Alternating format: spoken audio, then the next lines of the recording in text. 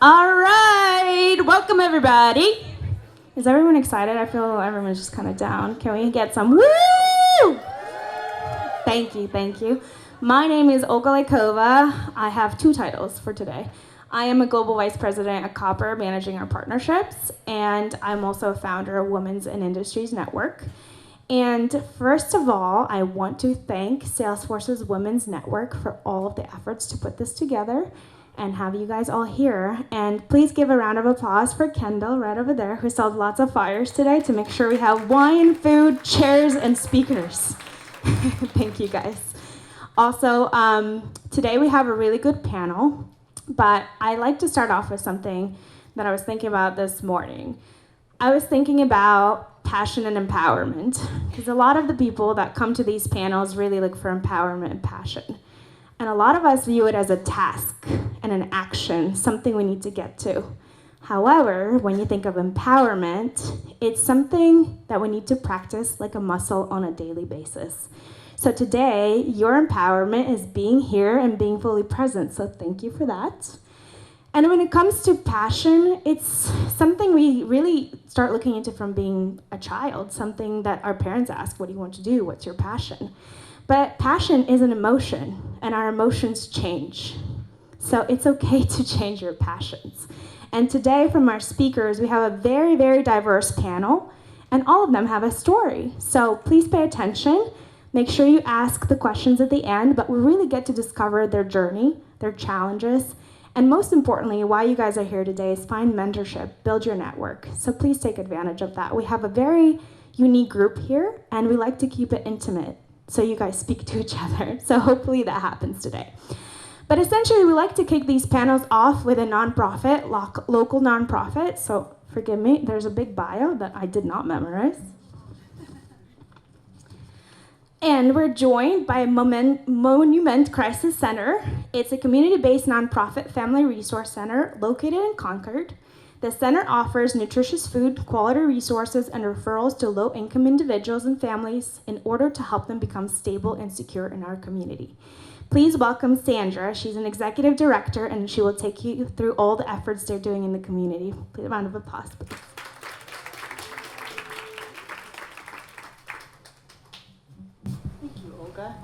Thank you for letting me be here today. It's really fun for me to be here and see all of you and meet so many people tonight. I think about passion all the time in my sleepy hours, because passion is kind of what drives us on a daily basis. I've never thought about going to work. I've always just thought about going to the center or going to MCC. And I guess when you stop and think about it, you go, oh, okay. It's like I don't really feel like my work is a job. It's just what I do. So we started this amazing place called MCC, called Monument Crisis Center, 16 years ago. And for the last 15 years, I've kept a letter in my desk that was from a woman who thanked us for looking her in the eye. And I think that has been sort of our mantra for all these years, to remember that always. And then over the years, little things changed from letters and stamps to emails and different ways that we touched people's lives. And I think two words that we hear on a daily basis more than anything else is thank you. And I know I'm here with my partner, Cheryl DeSimone, who does a lot of our engagement in the center and helps with everything under the sun. But I think that she would agree that that's a common theme, is that gratitude. And that's not really what we're there for. We're there to help people, but it just becomes a real family, and it becomes a real natural thing to care about those that you're working with closely. So when we started, it was a small little food pantry, and we had no idea that we were going to take it to where it is today. So we were going to be open a few hours a day, 3 days a week, and that lasted till the first day we opened the doors.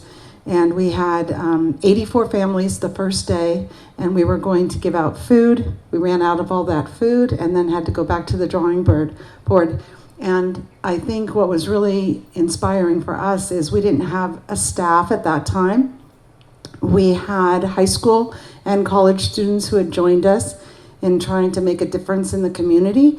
And they were the ones who, got on the phone and contacted different people and made food show up that next day so that we could take care of many more people.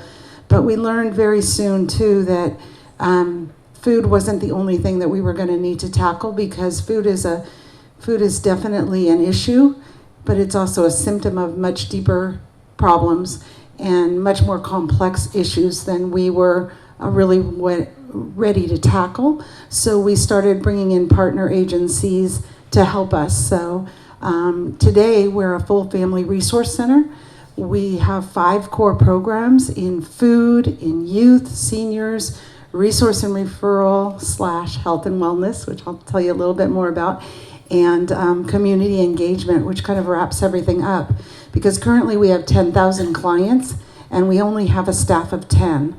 And everyone else is a volunteer, an intern, a pro bono attorney, marketing person, all kinds of folks that come and help us. And what we really tried to get at is the root causes of poverty so that we can move people forward. So we start with food or diapers for babies or toiletries to keep yourself feeling good and healthy, and then move into classes and workshops and all the different things that people need in resume and career counseling, in ESL, to all kinds of after-school programs for the kids, summer camps, senior services, and then a lot of health and wellness. So our clients are the beneficiaries of lots of different programs where people come in and teach yoga and Tai Chi and meditation and things that help us mentally and spiritually as well as physically. And so over these years, we've been able to really see people move forward, so that people that were once clients are now volunteers, or once clients are now donors, or once clients are now part of our staff, including 3 women who are on our staff today who all came from the community that we serve. So we're located in Concord, and we serve Contra Costa County and beyond. We don't have borders for our requirements. What we have is a commonality of low income. Our families, we were talking earlier with some folks, and our families, average family, size 4 family, they live on $1,305 a month take home. They're working multiple jobs, service jobs, under the table jobs, all kinds of jobs to get by. And what's really frightening about that is that I pulled stats out from 10 years ago. In 2009, our average family of 4 made $1,300 a month. So in 10 years, there's been a $5 increase in what they're seeing in wages. And if we only had a $5 increase in everything like rent and gas and food, our folks are so happy to go home with a 10-day supply of food, because it makes such a difference. They can buy a medicine or have money to put shoes on their kids' feet, or be able to, pay another bill or get to work. It just makes such a difference to have those necessities taken care of or helped along the way. So in and amongst our community partners, we have county agencies, including those that provide Medi-Cal, CalFresh, SNAP, some of you know it as, and other public benefits. We also have legal aid. One of our first partnerships was with Bay Area Legal, because we needed a restraining order clinics for so many clients that were battered. We saw a lot of women that were really suffering from violence in the family. And fortunately, we have that partner by our side every day, but unfortunately, we probably see at least 4 to 6 victims of violence, of family violence, every week. You won't see it on our website. It's something we keep under the radar, because we're a safe place, but we're not a secure location. So we need to be safe for everybody there. different ways to get involved with us, whether you live in San Francisco or the East Bay. There's just multitude of things you can do. There's all kinds of drives that we work on throughout the year. Huge backpack drive, which Copper was actually a huge partner to. So backpacks for kids so that they can be ready for school, so they can move forward. Our program that's called Planning for High School and Beyond is showing kids that there's opportunities out there, that high school is an opportunity to start with, and then college, and then careers. So, coming in and talking to the kids about what you do in your daily life would be so inspiring for them. Doing a food drive or a birthday bag drive, because our kids don't get to celebrate birthdays because there just isn't enough money in the household. So doing just fun things that also help your coworkers to connect with people who might not have as much as they have. And sometimes it's those simple things of realizing that having a Thanksgiving dinner or having a holiday food box is something that makes all the difference to bring normalcy and community and family to a situation. We also really want to encourage you that if you're interested in becoming a board member with our organization or another, bringing your skills as women who are moving through their corporate careers and have a passion for the underserved, or have a passion for whatever it is that you feel like you can make a difference in. Board engagement is a great way to do that, and there's lots of opportunities for that. And in that way, you are networking constantly with people. You've always got your card for that board, and many of you are probably on board, so you don't need to be told that, but I just encourage you that if you're interested in pursuing something like that, our information is with Olga, and we'd love to hear from you. And if you ever want to, just talk through doing something, or God forbid you want to go into the nonprofit world, I'll tell you not to. But we're there for you. And being at events like this is so really moving. We do a lot of women helping women. So amongst those 10,000 clients, the majority is women. And somehow we need to make sure that we're moving that needle on a daily basis so that women are not the ones that are taking the brunt of the situation that brings them into poverty or keeps them there. So thank you for letting me be here tonight, and Cheryl and I will be around, and if you have questions, and we did send over some information too that might generate some interest with you. So thank you so much. Thank you so much. All right, prepare your hands for our panelists. Please welcome Elizabeth Pinkham. I am not screwing up your last name. She is the EVP of Global Real Estate at Salesforce. Round of applause, please. We also have Jennifer joining us. She is a CFO at Warriors. Go Warriors. The next panelist, her name is Denise. She's a founder and CFO of ProduScore, and she is an author of a book called Idiot's Guide to Mediterranean Diet. Please welcome Denise. And last but not least, Becky actually kicked off my first panel 6 years ago, and she's back for the sixth one. Please welcome Becky. She's a training business lead at Google. All right, we'll just pass the microphones over. I'll just pass it over. All right, question number 1. Tell us about your role and responsibilities. Hi, everybody. How y'all doing? Good. This is such a nice group. First of all, I just want to say thank you for coming to Salesforce tonight. How many people here are not Salesforce? Raise your hand. Oh, that's awesome. So thank you for coming out on a rainy night. We are here in what we call Salesforce East. We've got 3 core buildings here. Salesforce East, where you are right now, Salesforce West across the street, and then you may have noticed that big tall tower thing across the way. I am the EVP of Global Real Estate for Salesforce.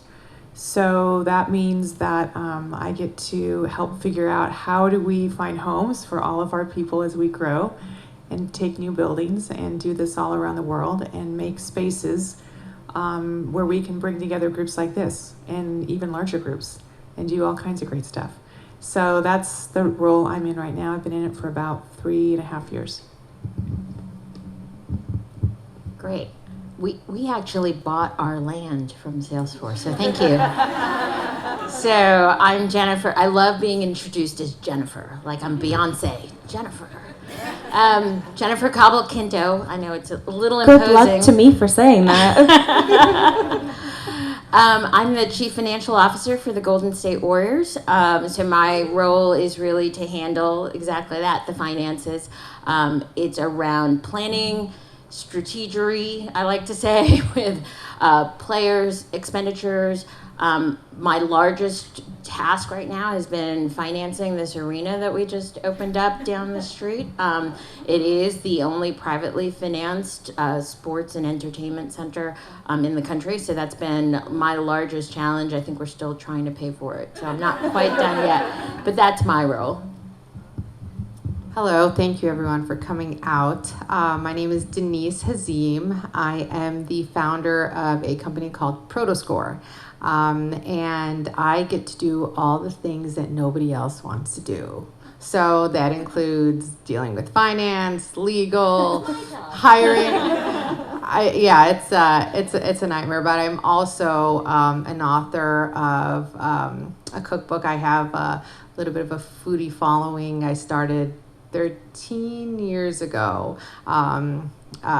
That's sort of my passion, but I also love technology, so I'm sort of a split personality and, different areas. But that's what I do. Well, hi everyone. This is my second time being on Olga's panel, and I want to tell you, we should give her a round of applause. When she first came to us about the idea, we're like, what? Do you think we could get that many women to show up to talk about themselves and to learn from others? And it looks like she's done it. So great job. My name is Becky Elenez, and I'm a Noogler. So recently started at Google, and I manage the training business for the West region. And the West region is comprised of from Colorado over to the west, and a small area of the country called Silicon Valley. I don't know if you guys are familiar with it, but needless to say, all of the big names are in the valley, and that's who I work with. Perfect. Now we have all these big titles, but let's go back when you were 5 years old. Who did you want to be when you grew up? I'm the oldest of 6, so pretty much I ruled the world. It could be anything I wanted to. At any time I could be a teacher or a nurse or whatever, but I actually wanted to work with something called computers. And it was brand new at the time. I am what you would refer to as a seasoned IT professional. I'm a network engineer and also trained. So what would happen is nobody would volunteer to be the trainer. So I ended up in training. So I did a lot of technical training, but that's what I actually wanted to be when I was 5. So again, I think my confusion goes back to my childhood. So I come from a very large extended family. Think of my big fat Greek wedding. That's my family. With all the aunts and the uncles and the crazies, that's my family. So food was a big part of growing up. So I used to watch, I don't know if anybody remembers, the Frugal Gourmet.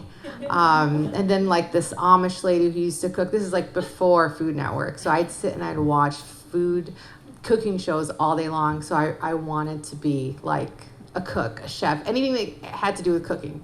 But then my other personality wanted to be a doctor.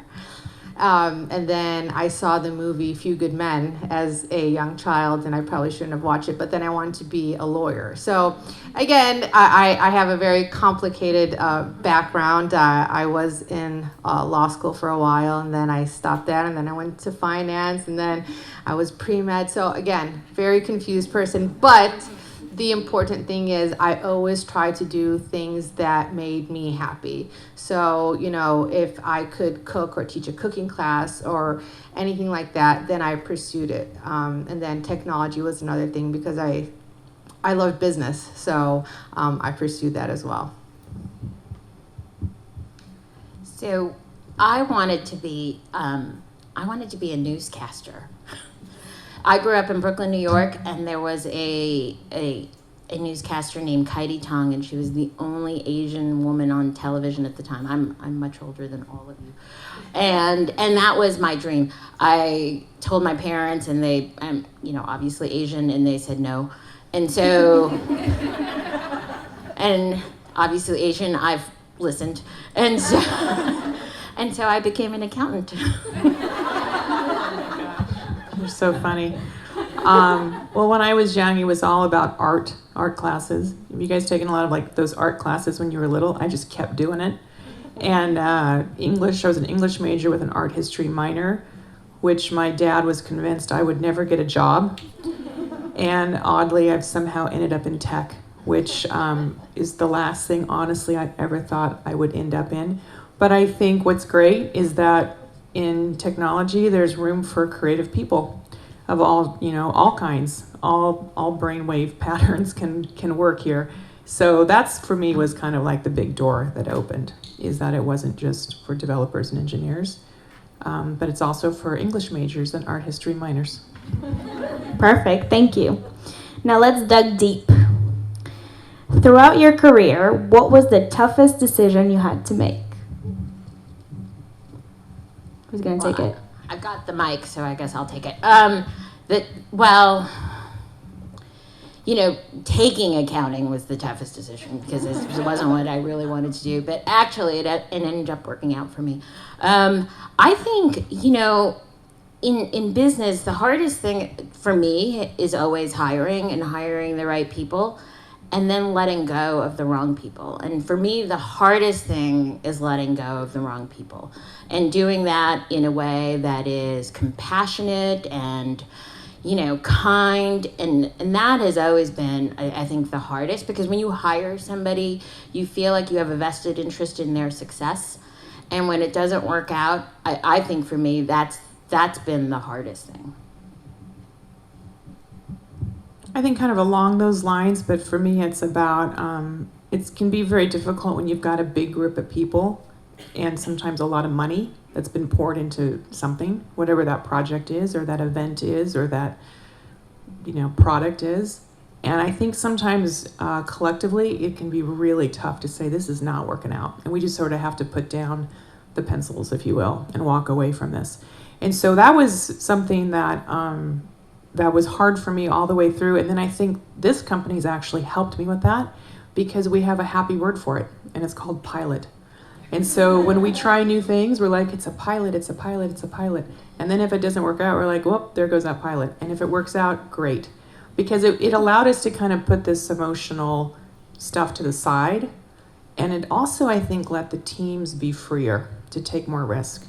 And I think that's actually one of the biggest dangers, is if you don't have the ability to take those risks and try new things, if you play it too safe, it's really never going to work out.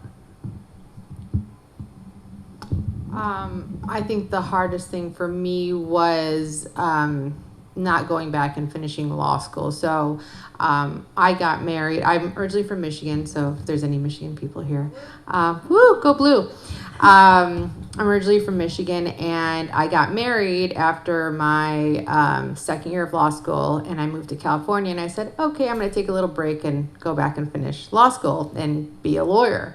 And that didn't happen. I got into the finance industry, got married, was like, do I really want to go back to school? But I struggled a lot with in not getting that next degree. So my parents immigrated here from Lebanon in the 70s, so education was a big thing to them. And, to have a kid that, although I had a bachelor's degree, didn't go on and get higher education was, something that I grew up and, was sort of embedded in my mind. So I think that was a big struggle for me. And then to take the risk and go, okay, well, if I'm not going to be a lawyer, then what am I going to be? And to sort of, take that step into sort of the creative world, right? Trying this cooking thing, and then, trying this tech thing, and, doing all these things. And I think my husband was a good support system. So I think it's very important to find somebody that really does support you no matter what, because he'd always tell me, what's the worst that's going to happen? So you didn't go back to law school, you'll figure out something else. So you didn't, make this. So what's the worst that's going to happen, right? So I've sort of embraced that mentality that, hey, if this doesn't go through, or if that deal doesn't happen, there's another deal. There's enough out there for everyone. So I would say definitely, take that risk and do what you really want to do, not because you're influenced by, family or whatever. Take the risk. I totally agree with that. I had a situation one time where I started working at a job, and somebody left, and so all of a sudden there was a management position open. And one person emailed me and he said, hey, are you going to apply for that job? And I said, oh gosh, no, I just started. I mean, I've only been here a couple of months. I don't think I'm ready to take that job. And he said, well, if it's okay with you, I'll go ahead and apply. And I said, sure, because I'm super nice like that, right? I found out after he got the position that he had only been at that company 4 weeks, 1 month, more than I had. And if I do say so myself, he did a terrible job. But I did supersede him and become a director before he did, but that's another story. Anyway, so I really encourage you guys to take the risk, right? I think we can all look back at our careers and we say, oh, I should have done that, or I should have taken that one more class. I was in a situation where I was the only woman in a team of 45 men. And that was a little intimidating. And I learned the hard way that I should have said sure, and I should have applied for that job. I probably would have gotten it because, as it turned out, I had more certifications than he did, but I didn't know. So I would say take the risk. I think this is perfect transition into my next question. Thank you guys. Set it up for me perfectly. If you knew what you know now, what would be your advice to your younger self when you were starting out in your career? 401k.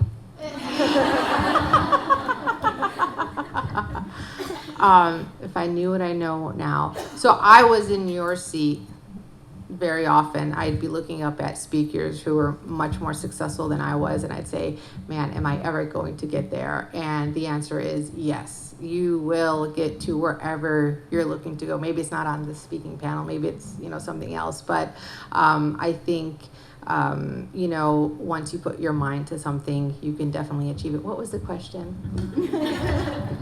What would you tell your younger self what you know now? Yeah, don't be scared.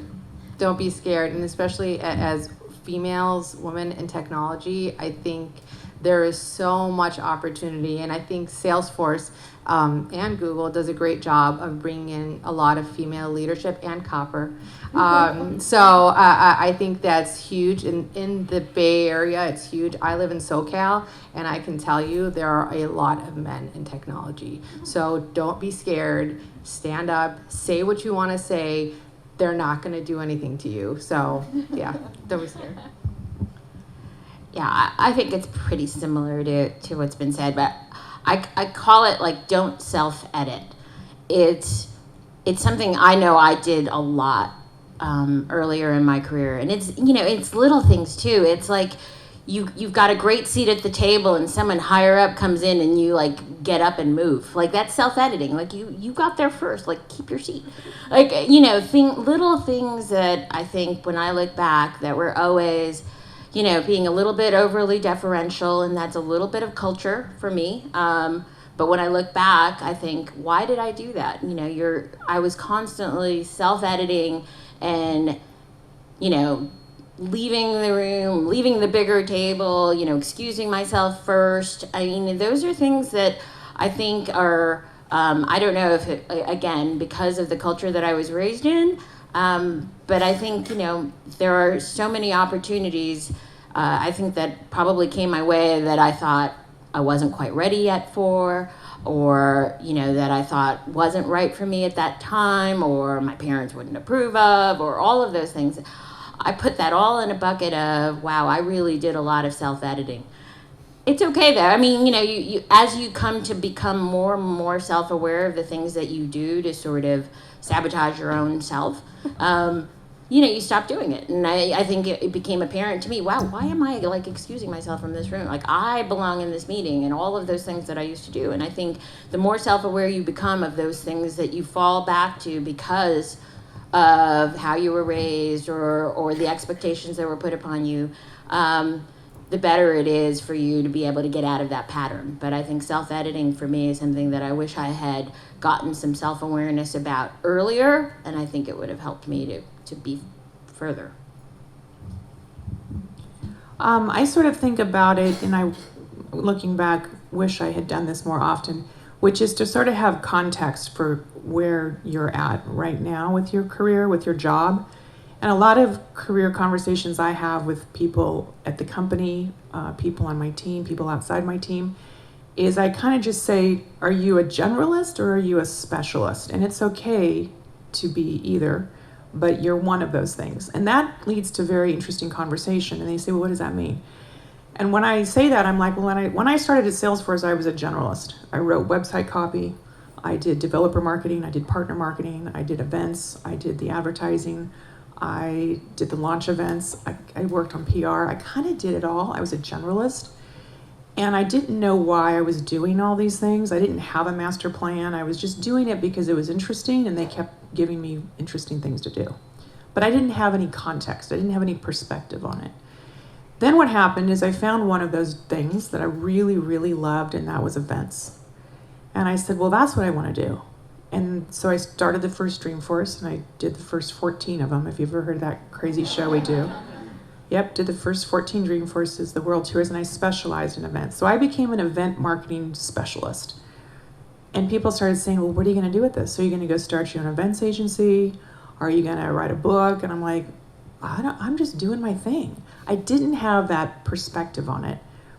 And then it hit me after a while, like I need to be a generalist again. And that's when I kind of raised my hand and said, hey, the guy that does the real estate here is retiring, and that looks like a great job, and I could learn that, and I could do that. And they were like, okay. So I didn't know I'd be drinking from the fire hydrant for the first, I'm still drinking from the fire hydrant, but it was a completely new world, and all of a sudden now I'm a generalist again, right? I'm in many, many different disciplines of this crazy world. So that's something that I sort of want to sit with. When I sit with people and they say, give me career advice, that's where I start. Because for me, I never really had that master plan. Looking back, I kind of wish I did. I don't know if anything would have changed. I mean, it's kind of worked out okay, but it would have been good to have had that, or have had somebody reminding me about that. Because that's kind of where all of us are sitting, right? And this job that you're in right now is leading to something, but if you don't have a plan, it's just going to randomly happen. Like, what is the plan? And then when I sit with people and I talk about it, I'm like, well, where are the holes? If you want to be a CMO, here's the 5 areas of marketing you have not had experience in. We need to go get you onto those teams. We need to fill in those holes. We need to add to your arsenal, and then you can be a CMO. But you're not going to become one unless you go do these things. And then that leads to a very different conversation. So that's, if I could go back in time, that's what I would tell myself. No, it's perfect. Another layup for me. Thank you. My next question was, what is your winning formula when it comes to career shift or change? Because you guys did cover that you did a lot of change in your careers, and there's a lot of people in the audience today that are considering it but could be scared. So advice, please. Well, change is always scary, right? People ask me, when do you know it's time to move on? I always say it's when I have so much influence in an organization that no one is pushing back anymore. I love the push-pull of business, right? Where you're exchanging ideas and you throw something out there and someone will push back and you get to a better place. But there's a time, after a few years of doing a role where you'll put something out there and everyone just says, oh yeah, that's the right way to go, let's do it. And you're standing there going, is it really the right way to go? Like, doesn't anybody have something to push back? And that's when I know, wow, I need to go do something else. Like, I need to go to a different either organization, a different role, because you need to be challenged. Because if you're not being challenged, then you're not growing. And I think for me, that's always, everyone asks, when's the right time? It's weird that for me, it's been around the 4th or 5th year in a row that I feel like, ooh, I've kind of mastered this and no one's pushing back on me. But it really is more around, how much am I learning and how much am I being challenged? And that's when it's time to go. And change is always scary, but if you're not a little bit, scared about it, then it's probably not challenging enough for you, and you should think about something else. And I'm with you on that one. And I kind of look about it as if you're too comfortable, that's like the big red warning light going off. Maybe that's not applicable for everybody here, but I can look back and say that's when I got too comfortable. I got too comfortable with events, right? And you're right, nobody was really pushing back because they're like, oh, she's the queen of events. I'm like, I don't want to be the queen. I've done this, I've learned it, I've kind of mastered it, and then it was time to move on. Just happened, I just moved on to a whole new role here, whereas likely it would have been outside the company, but that's kind of the thing. And I think that's an interesting point. Sometimes I talk to people that are like, I really want to change. I've been doing this a while. I'm going to start returning these recruiter calls. Will you be a reference for me? I'm like, what are you returning recruiter calls for? This company's huge, and you can find another job here. Let's go find you another job at the company. You don't have to go anywhere.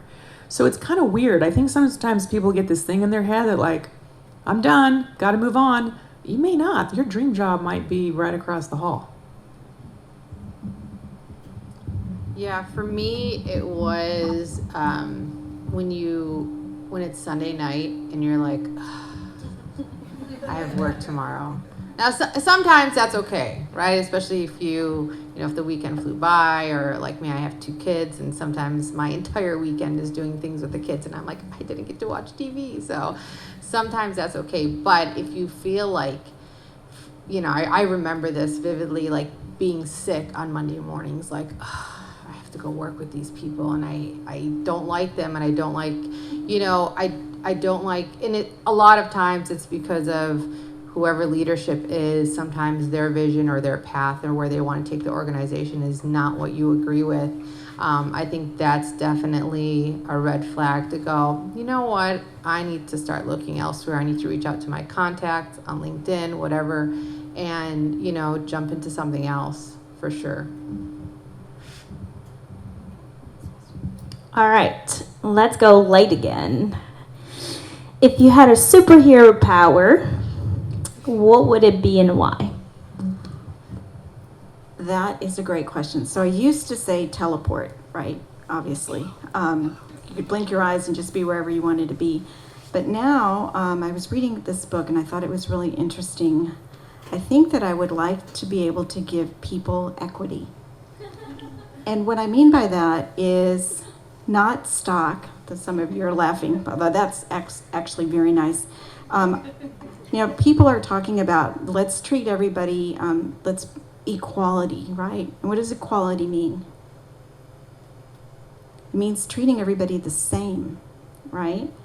And I really don't think equality is the answer. I think it's more equity. And what that means is giving people what they need so that they can be successful. So I'll give you an example. Let's say I give you a test, and it's a written test. And this side of the room is great. This side of the room is blind. Do you think it's fair that I gave them a written test? No, right? So equity means giving people things that will ensure that they're successful, right? So I might have to modify it a little bit because things aren't equal. I wish they were, but they're not. I have a 3-year-old granddaughter, and she really, really loves to share. And when she shares, it's usually, 2 for her and 1 for you, because she's 3. But the world isn't equal. So I really like that concept of can we make things equitable, right? So that we can all succeed. And maybe it's, I give them a test that's in Braille, or maybe I, give somebody that needs glasses, a pair of glasses, something like that. So that's my superpower. If I had a superpower, I would love to be able to read people's minds. And I know that's sort of a generic thing, but for me, especially being, again, a female in tech, a lot of times, you find yourself, whether it's in a leadership position, et cetera, and sometimes people or men don't really say what they think because they don't want to offend you or whatever it is, or sometimes we'll have meetings and someone will have an idea and they don't say anything, and then down the line it'll come up that, this was the wrong decision, and but I thought we could do it this way, and it's like, why didn't you speak up, right? So I think understanding or knowing what people are thinking so that, one, you can encourage them, and two, you sort of filter out the people who are meaningless. To be blunt, right? There are people who, like she said, sometimes don't belong. And it's good to sort of know that early on rather than waste your time investing in people who don't care about, where your organization is going. Well, I actually do have a superpower. I know where anything is in my house. I just do. My husband says, "Have you seen the keys?" "Yeah, I know. It's under the mail in the front hall." My son will say, "Where are my sneakers?" "Yeah, you left them in the back room." Blah, blah, blah, blah. So I already have a superpower. There's nothing that I can't find. But if I had to have an additional superpower, I'm going to teleport because commuting is hell. That's good. I have two. Number one, I'd love to make a conference table fit the number of people in the room. Magically. Because I feel like there's always poor souls stuck at the side or a few at a huge table and it feels weird. I just want the magic table. And then for my real superpower, though, I would absolutely do the time machine. That is like a dream come true because you can, I like to iterate and edit and tweak it and do it. And I would just go back and forth in the time machine and drive my team crazy. Because I'd say, look at this in the future. Perfect. Topic of mentors. A lot of people approach it as a project. However, how important are they? And how do you go about creating your support bench? Well, I think they're super, super important. I don't know that there's a magic formula for them. I think the best mentors are always organic. My best mentor was a former boss of mine who hated me when I first started working for her. I mean, like, literally, I could feel it. Like, I could feel her hate. But we worked through it, and I proved that I could do the work and help her be really successful. And she really grew to understand where I was coming from. And she is, like, I walk around, anytime I wonder what I'm supposed to do next in my own head, I'm always thinking, what would Paula do? And and that drives me to move forward. So I think mentors can come in all shapes. I'm again older. There's a lovely woman who works for me. Who, I grew up in a different time where, I was told to get along, and don't make waves. And I don't know that I was told to bring my authentic self. You had to be tough to get forward, and now it's so different. Like you're expected to bring your authentic self. And so I have an amazing woman who works for me, and I find her to be a mentor because I watch how she leads her team, and it helps me because I was brought up differently. I came up the ranks differently, and it's really important for me to be able to see a different leadership style that works in a very different world than when I came up, and what worked for me isn't going to work today. And so I think, having mentors are incredibly important. I think the most important ones are always organic, but I think you also look for them in all sorts of places. People who are above you, across from you, below you. I mean, they're everywhere. And I guess I also think about mentors as people who inspire you. And it may sound weird, but you can even be people you've never met. So we talk a lot, for example, on our team, especially when I'm with the design team and the architects, about people who inspire us. about the feeling of spaces that we really want, that type of thing. And so we follow these people, like we stalk them, right? When they speak at TED conferences, we watch them, we go to hear them, we follow their companies, their brands. And then I also think for mentors too, it doesn't have to be this big formal, I'm going to meet with you for 90 minutes every 22 days and you're going to write things out for me. It can be, hey, I just need to grab coffee and I need to talk about this thing. And that happens too, and that can be on the fly. And so what I try to do is stay open to that, because if somebody's got the guts to kind of reach out and ask you for it, especially if they don't know you that well, like you really got to go have that cup of coffee. Yeah, for me, I think mentors come in all shapes and sizes, and I think you can have more than one mentor in your life. My older sister is one of my mentors because I think she's a great mom to her kids, and I wasn't really one of those people who was like, I want to grow up and get married and have kids. It was more like, oh my God, I got pregnant and now I'm having a kid.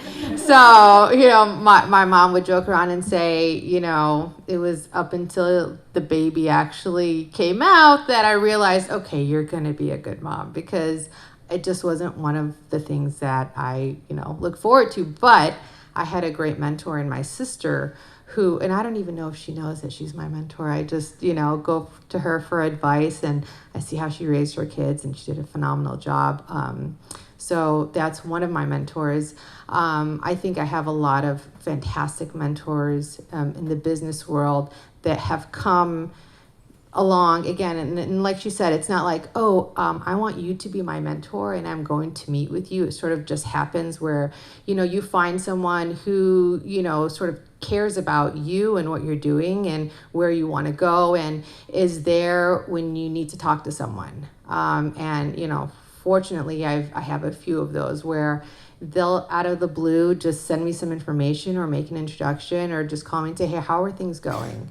Or I can call them. And I think it's very important to sort of hold on to those people once you do find them and keep that connection. Because I think now we get so busy, whether it's with social media or work or whatever it is, that we, and I do this, so that's why I'm sort of giving you that advice. You sort of forget to connect with those people that help you and help you get to the next level or just make you feel better. And I just think that's so important that when you find someone, just hold on to them. Well, I agree. I think you have different types of mentors and they come in your life for different reasons, right? It could be your sister, it could be your mother, it could be an aunt, or it could be someone that you work with. I have a group of women that I have been walking with for 15 years, and they're all ages. They are, some are younger, some are older, some are now retired. But we started walking because, I started walking because my husband was a golfer. And I thought, if he was going out, why should I stay home with the kids, right? So that group has saved me literally thousands of dollars in therapy. Because we talk about everything. I mean, you name it, we've talked about it. Hair removal, hair coloring, I mean, you name it, jobs. And it's always nice to speak to people that are outside of your work environment, right? Because sometimes they're going to bring a different perspective. I mean, one of them is a judge, one of them, I've got lawyers, we've got a doctor, all different backgrounds. So it's really cool to just kind of say, hey, guess what? This is happening at work. What do you think? And so they'll give me feedback. Perfect. This is the end of our questions, but we have about 5 minutes. So if anyone from the crowd wants to ask the questions, here's your chance. Just raise your hand. Perfect. Hello, everyone. My name is Charisma. Thank you so much for coming. I work here in the big tower at Salesforce. My question kind of goes back to the mentor part of it. What is some of the best advice that your mentors have given you? And also, how do you make your relationships with your mentors really bi-directional? I know a lot of people that I know, and as well as myself, it's scary to get a mentor because you feel like you're just offloading on them all the time and like you're just giving them your problems and where you want to go. How do you really make your mentors feel as though you care about them too and you're making the conversation both ways? One of the things that I've done, I had a mentor when I first went into tech, and I said to her, I've taken one class. It was my first networking class. And I said, I'm not sure if I can do this job. I'm going to be a network engineer, and I've only had one class. And she said, you know what I like about you, and she named off like 4 qualities. And she said, you were a teacher, you can empathize. And I still really respect her. And I made a promise to her. I said, you know what, as long as you're here, I'm here. You give me any project and I will figure it out. I don't care. So I very quickly became the generalist. I was the website master. I did this. I implemented all kinds of different things at that position. But really, it was just her believing in me and giving me the chance. And so for that, I gave her loyalty. If she called me tomorrow and said, I need you to come do this, I would be on a plane doing it. So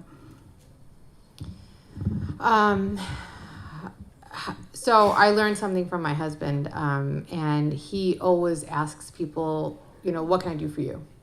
And so whenever I do talk with my mentors, I sort of always remember to check off and ask, what can I do for you? Because I do, so ProtoScore is a startup. This is actually my 3rd startup. So I have a lot of stress, whether it's raising money, managing employees, all that fun stuff. And the money raised part is, super stressful. And fortunately, I have an investor who is phenomenal.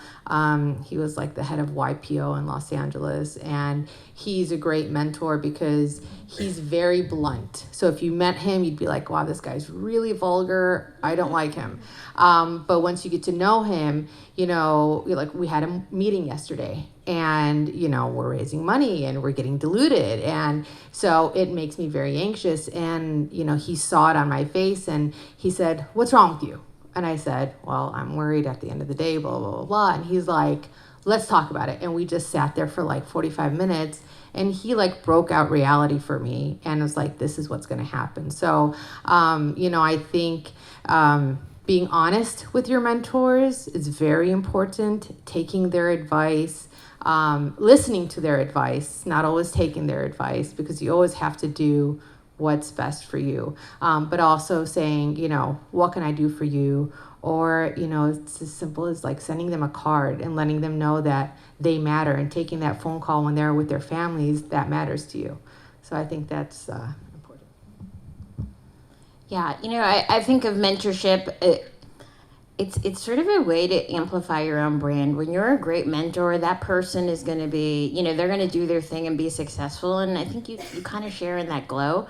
So I don't overly worry about like, how the relation, am I giving as much as I'm getting? I mean, I think, Paula, like when I think about my favorite mentor, and I have a lot, but she's my favorite. I think my success reflects on her, and I talk about her everywhere I go because I think she's a great mentor. So I don't think about it too much in terms of give and get. I think is organic. I think it naturally occurs. I do think, when I think about what she told me that made the most impact, when I was in a sort of a mid-level leadership role, I had a you get promoted because you're driving results. I was a very results-oriented financial person, and I would, I can meet a budget, I can do this, I can do that, I can analyze, I did this, I've delivered products. I mean, it was like I was like driven. And that got me promoted. But that's a very sort of one-way leadership style. And Paula pulled me aside and she said, this is going to work for you up to a point. Because at some point, you're going to need to learn how to influence others to be able to deliver results. Because the way I was delivering was like I would put the fear of God in everybody around me because we were going to do this, and it would work. But she was very clear, and it was helping her, but she's like, this isn't, this is good, but you're never going to get past mid-level if this is the way that you're going to lead. And I didn't believe her, really. I was like, what am I doing? You're crazy. I don't do that. And I actually had to, gain a level of self-awareness to know that is what I was doing. I didn't have, sort of a more nuanced leadership style that she had. And And she really caused me to stop and think about how I was driving results, and that there are other ways to do that other than the way that I was doing it. And so for me, I mean, I think it was a pivotal moment in terms of understanding that you have to adapt your leadership style, and you have to be able to, have everyone, bring everyone along. I mean, I had this notion that, she always said, you don't suffer fools. And she's right. But I mean, you can still expect everybody or hold everybody to a very high standard, but not make them feel bad when they don't, or be so I was a very blunt and driven leader, and I think she really caused me to stop and think about how I was doing it. I think one of the nice things to do if you have a mentor is to take the burden of communication off of them. And what I mean by that is just take that load off their shoulders. You be the one to send them a little note to say, hey, thanks for that talk. I'm going to go follow up with that person you referred me to. And then 6 weeks later, hey, I met with that person. Thank you again so much. I'm going to go interview with them. And then 2 months later, hey, guess what? I got that job. And then you send them a note or whatever. Like, you just have to keep them involved because they have invested in you, and you want to honor that and respect that investment and pay that back. Perfect. Thank you, guys. I do have a question, but I want to see by raise of hands, how many of you are managing a team right now? Okay, perfect. It's kind of a selfish question here.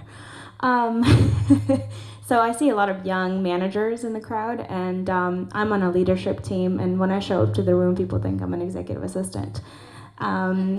So I want to ask you guys, how do you, and obviously it kind of drives me to do better, but any advice you guys give to young professionals in manager roles to really stand out and represent themselves as an executive?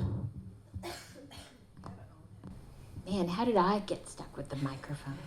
Oh, I was saying you have to own it, right? I was a very young manager in that room of IT professionals, all men. And I would just come in. I was always organized. I, had my opinions. I would say what I thought.